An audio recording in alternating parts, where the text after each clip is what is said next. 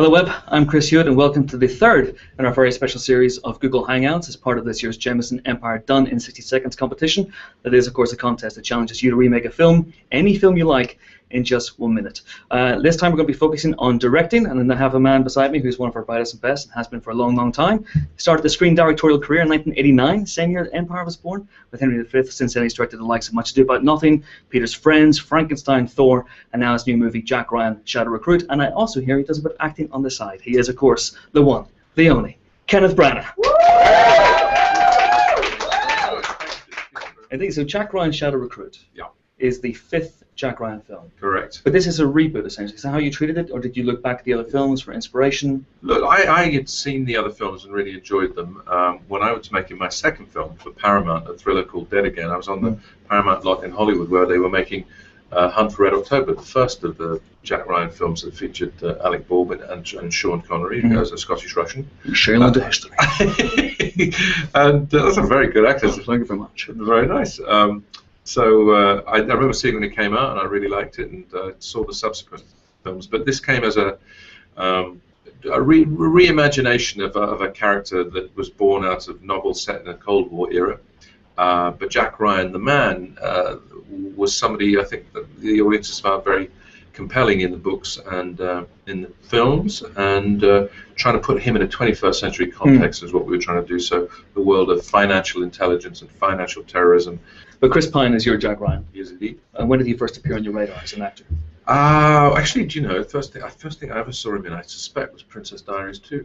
That's most people. As a casual viewer, and with the beautiful Anne Hathaway.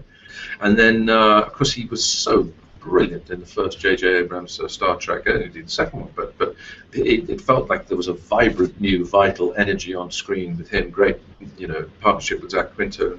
There's a sort of electric quality to Chris. He's got a sharpness. He's able to convey that quick-witted quality of Jack Ryan we're talking about. He's funny, and you asked a good question about how do you keep the everyman with the the kind of agent thing. Well, Chris marries that somehow because he's approachable, he's warm, there's a blue-collar quality that he can bring, but he's movie star sexy at the same time. So that little trick, that sleight of hand, I think Clancy was always doing, and we try and do just by virtue of having Chris. Is he movie star sexy at all times, or does he have off days?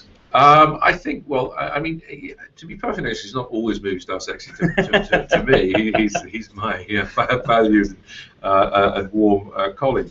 But my strong sense, particularly among the females with whom we worked, is he pretty much movie star sexy all the time. People will always ask me about whether I got lost in his dreamy blue eyes. Which was not. You see my questions. It was not in my interest to get lost in his dreamy blue eyes, but quite a number of people did. Absolutely. This is a short film making competition. I know you came to screen directing for a slightly different route, but did you ever take part in anything like this when you were growing up? Or? I love short films. I mean, and I've always encouraged people to do them. I've done them myself. I've been in them. I've directed some, and so I like it when sort of that kind of imagination is brought to bear, and when people have to get inventive, and for me it's exciting. It's kind of, frankly, the sort of energy and invention people can bring to something like this is the kind of thing you could do well to remember when you, if you're lucky enough to then do something in theory a bit more grown up. The kind of maverick, wild energy and something like this, and the fun, I think, is brilliant. Yeah. Do you have any advice for people who are putting these 1-minute movies together? Maybe they're working with, well, peanuts, proverbial peanuts. The only, the limits are on imagination. That's all, and if there's something that you want that goes with the word expensive, try and think laterally, just brainstorm any which way that can be some equation. It might be very, very surprising. It might appear to be a turnaround or even a compromise, but just don't compromise creatively. I mean, until the last possible moment. If you want whatever it is you want, either the image, or the scene, or the person, or the prop, or the thing, or the location, or the film technique, or the treatment of the image, or whatever it might be, just go for it, until finally circumstances or somebody grabbing the film out of your hands says it can't be done. Can you give anyone advice on how to direct themselves? Well, it's good if you have some help, even though you are directing yourself.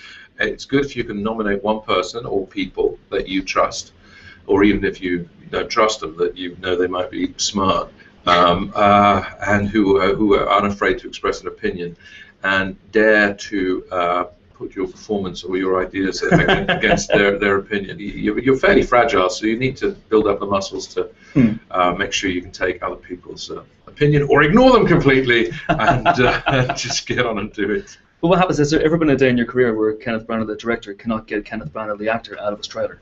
Has there ever been a moment like that?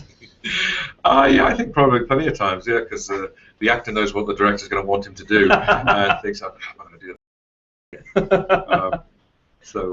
Yeah, sometimes you do get a little bit schizophrenic sometimes. Directing Marvel and What to Do. What else do you and Joss Whedon have in common? And have you and he talked about Shakespeare? Funny. We didn't talk about Shakespeare. Just we had a long chat before he did Avengers. He wanted to know what it was like in the Marvel universe. And way back, he'd rung up voluntarily to talk about Chris Hemsworth because he was shooting with him. Joss was the producer and/or the writer in Cabin in the Woods. The producer. And they were shooting that, and he said, "You've got to see this guy." I think we'd seen Chris once at that stage, and in a gross error of judgment, we had chosen not to advance him in the audition process. Such was the level of stupidity that I was capable of. But when we one Saturday morning at Marvel, in a room like the one we're sitting in right now, I remember Kevin Feige pacing around the table. We'd been in the casting search for, 4 or 5 months. They'd been in it for much longer. And we said, we're going to do it, yeah. He said, it's Chris Hemsworth as Thor, and it's Tom Hiddleston as Loki. Yes, shook hands, picked up the phone. Hello? And they were both the kind of two very, very butch men with two very, very sort of, strong, deep voices. Signed off with falsettos. Thank you so much. This is great. You sure? Yeah. By the way, Chris, Tom, do something about your voice. You're sounding very, very, very high pitched. You're sounding like two sopranos at the moment. You've got the part. For Christ's sake, butch up.